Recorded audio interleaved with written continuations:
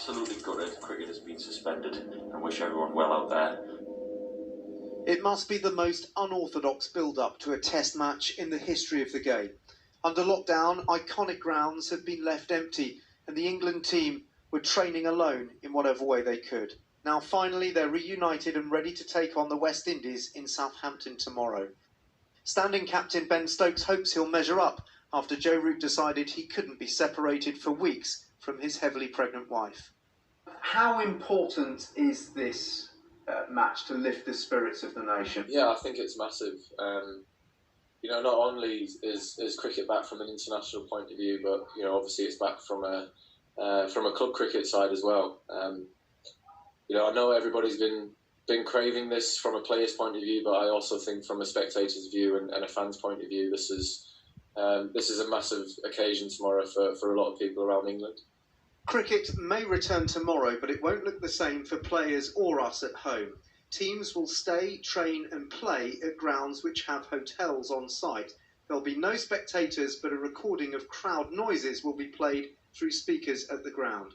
On-field celebrations like high fives and hugs are off the cards, and players are banned from using spit to shine the ball, but they can use sweat. This isn't just a test match against the West Indies, it is a test for the whole of cricket.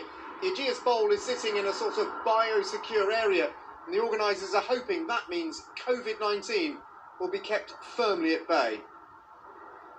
And village teams are also preparing to return, albeit without the lunches and post-match beers which entice so many. Half the reason a lot of us play it is because it's like such a social sport, and then go for a beer after the game and stuff. But yeah, no, we just have to get used to playing without that, I guess. And yeah, we still enjoy the cricket, obviously. That plays a good part. So yeah, it'd be different. Before we go downstairs, mask on.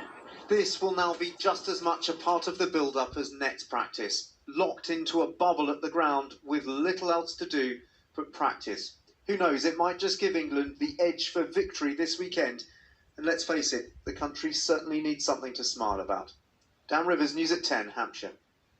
Looking forward to it. Now finally, as excuses for speeding go, it is a pretty good one. A bite from one of the world's deadliest snakes in Queensland in Australia.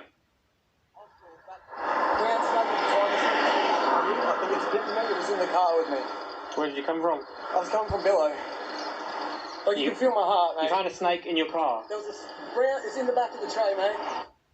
It turned out that the driver was telling the truth. Well, almost. Sure enough, there was the snake, which the driver, Jimmy, had somehow managed to kill using a knife, all whilst trying to break. Jimmy said he had been bitten and was racing to get to the hospital before the venom took hold, and it could kill within 15 minutes. Yeah, it was pretty bloody terrifying. I'm not going to lie. No, I would be too. Yeah, I've never been so happy to see red and blue lights.